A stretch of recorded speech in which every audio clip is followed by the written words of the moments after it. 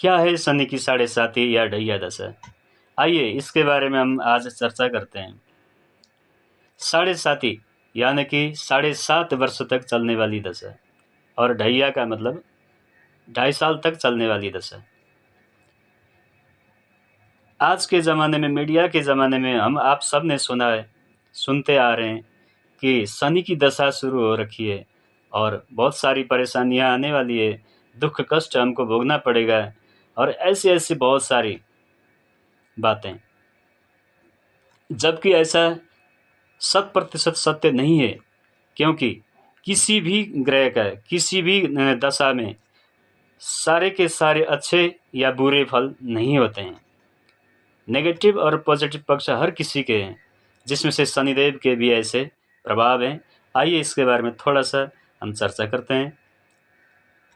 शनि की साढ़े साती, यदि आपकी कुंडली में शनि की पोजीशन ठीक है, स्थिति ठीक है, शनि अच्छे घर में है, अपने मित्रों के घर में, मित्रों के राशि में है, जहाँ बैठने से, जहाँ रहने से शनिदेव कारक बनते हैं, तो ऐसी स्थिति में शनि आपको बहुत शुभ फल भी दे सकते हैं।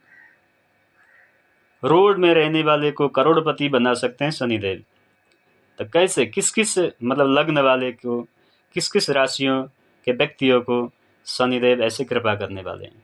आइए, जिसकी कुंडली में लग्न यानी कि सबसे ऊपर ऊपर के बीच का जो अंक है, वो 2 अंक पड़ा हुआ, 3 हो, 6 हो, 7 हो, 10 और 11 अंक हो, इसका मतलब हुआ आपकी कुंडली भी इन लग्न वाली है और ऐसे में शनिदेव कारक हो जाते हैं, तो आपके लिए शनिदेव शुभ भी हो सकते हैं। तो शुभ होने से शनिदेव के बहुत बड़ी कृपा हो जाती है शनिदेव जी की। जैसे कि आपको घर मिल सकता है, वाहन मिल सकता है, ज़मीन मिल सकती है, कारखाने में आप मतलब लगा सकते हैं, बड़ी-बड़ी फैक्ट्रियाँ लगा सकते हैं और आपका कई सालों से, कई दिनों से ठप हुआ कारोबार दोबारा फिर से चालू हो सकता है। और आपके दीर्घ रोग या आपके किसी रोग से आप मतलब सताए जा रहे हैं, इन रोगों से कुछ मात्रा में भी हो तो छुटकारा मिल सकता है और आपके टूटे हुए, बिखरे हुए रिश्ते, संबंध फिर से जुड़ सकते हैं और आप दृढ़ संकल्प कर्मठ हो सकते हैं। शनिदेव की कृपा ऐसी विशेष हो सकती है। परंतु आपको न्यायकारी होना होगा।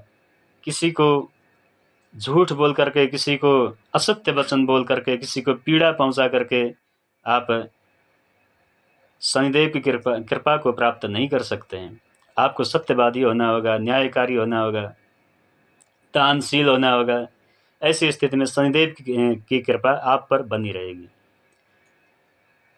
और यदि शनिदेव जी की स्थिति आपकी कुंडली में ठीक नहीं है, फिर भी आपको घबराने की आवश्यकता नहीं है, डरने की आवश्यकता नहीं है, क्योंकि किसी भी रोग का निदान, किसी भी चीज़ का, किसी भी बड़े से बड़े कष्ट का भी उपाय करने से सिद्ध हो सकता है, शुभ हो सकता है। जैसे कि अगर आपकी कुंडली में शनि कारक नहीं है बल्कि मारक अगर हैं, तो शनिदेव जी को प्रसन्न करने के लिए शनि मंत्र का जाप करने या कराने से, महामृत्युंजय का मंत्र जाप करने या कराने से, महादेव जी की सेवा करने से, मंदिर में जा कर के झाड़ू पोछा करने से और महादेव जी की कृपा प्राप्त करने के लिए रुद्राभिषेक आदि करने कराने से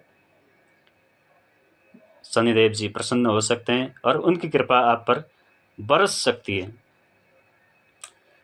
और किसी भी चीज़ का, जैसे वस्त्रों का दान करने से, काले चीज़ जितने भी आपको प्राप्त हों, जैसे उड़द की दाल हो, काले कपड़े हो, लोहे से बने हुए बर्तन आदि हों, चाकू, तलवार आदि हों, इन चीज़ों का दान करने से भी शनिदेव प्रसन्न हो सकते हैं।